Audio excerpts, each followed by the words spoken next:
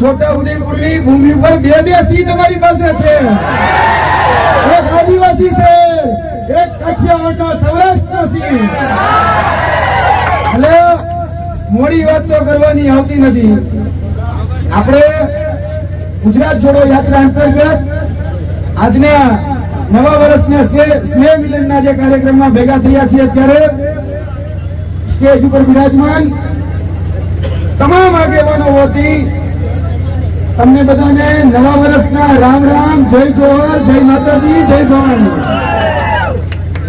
આજે તમારા સમક્ષ બે ચાર વાત મૂકવી છે, કારણ કે આપણે બધાને ભૂલવાની ટેવ બહુ ને.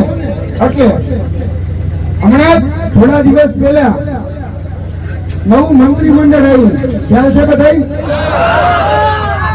નવનિયુક્ત મંત્રીમંડળો હમણાં શપથ લેતા હતા. એમાં આદિવાસી સમાજના કેટલા?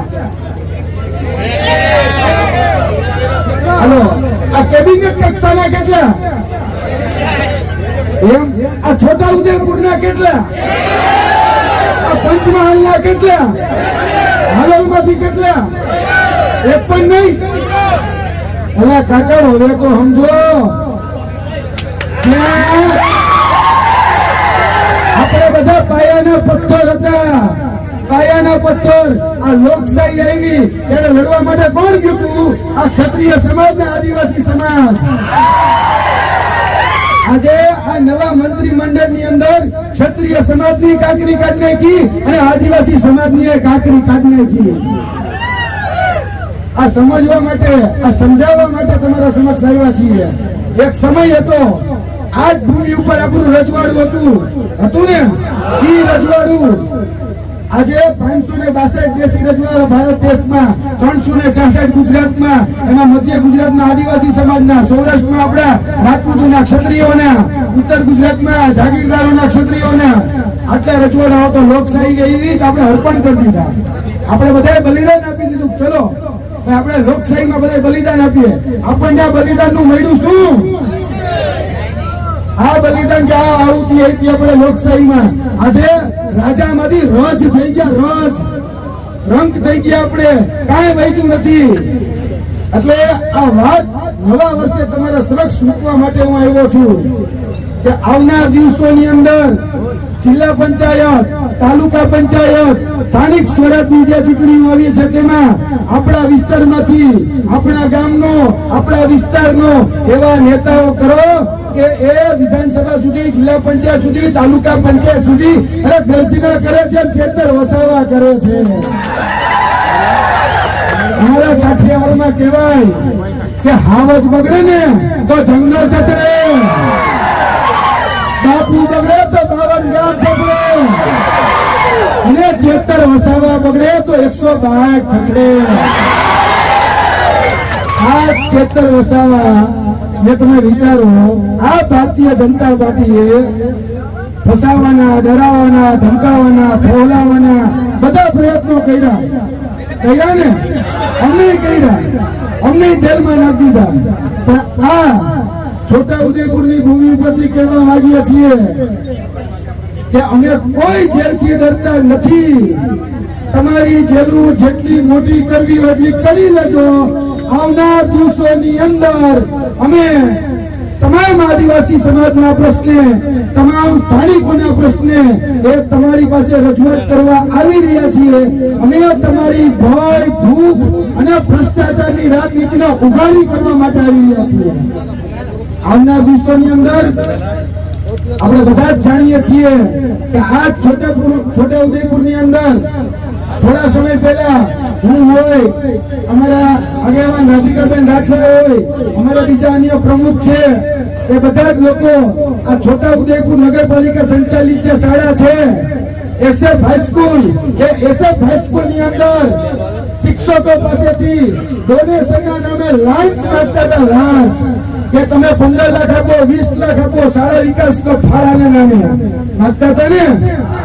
ત્યારે અમે આવ્યા હતા, ત્યારે એ ભારતીય જનતા પાર્ટીની રચિત નગરપાલિકા જે હતી એ સંચાલિતોને અમે એનું પાણી યાદ કરાવી દીધું કે ભાઈ આ વિસ્તાર એ આદિવાસી બહુમૂલ્યક વિસ્તાર છે અને આદિવાસી સમાજના બાળકોના હિત ઉપર, એના ન્યાય ઉપર કોઈ પણ ઝડપ મારશે તો એને છોડવામાં નહીં આવે.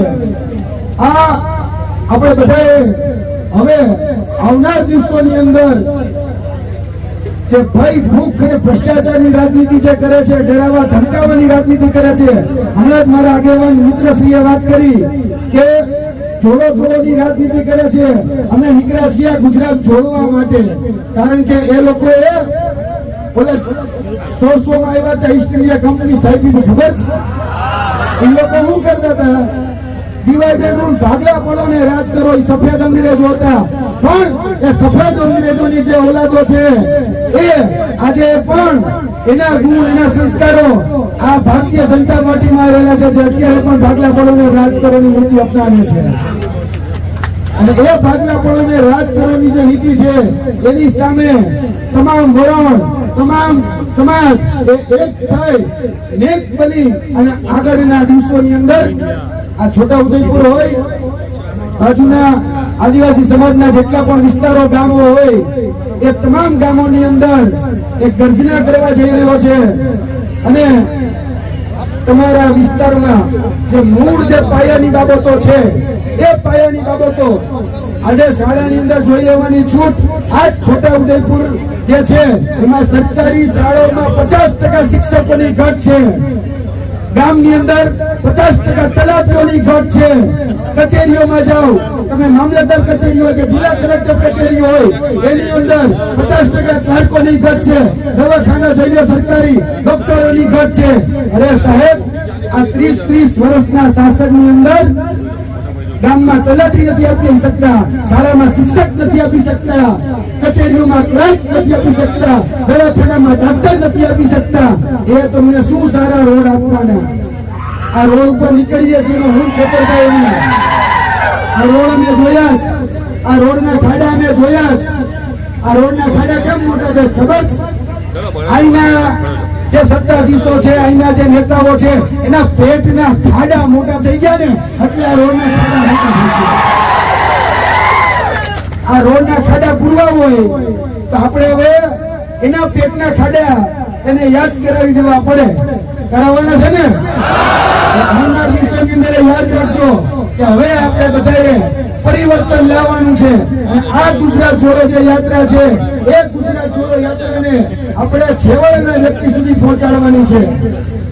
એક્ટિવાથી લઈ જેસીબી સુધીના, ટૂંકમાં દરેક વાહનના અને દરેક કંપનીના, જી હા, દરેક કંપનીના અને દરેક સાઇઝના ટાયર એકદમ કિફાયતી ભાવમાં મળશે, અને તે પણ આપણા છોટાઉદેપુરમાં. જી હા, છોટાઉદેપુરમાં. અને હા, જો તમારી પાસે રોકડા રૂપિયા ના હોય ને તો ચિંતા ના કરશો, અહીં બજાજ ફાઇનાન્સની સુવિધા પણ ઉપલબ્ધ છે. સરનામું છે Apex Traders, Silver Spoon hotel સામે, Triangle Complex, highway road, Chhota Udepur. Mobile number છે 7359953545. છોટાઉદેપુર સહિત રાજ્ય, દેશ અને દુનિયાના સમાચાર જોવા માટે સબસ્ક્રાઈબ કરો તીર સમાચાર અને બેલ આઇકોન જરૂર દબાવો.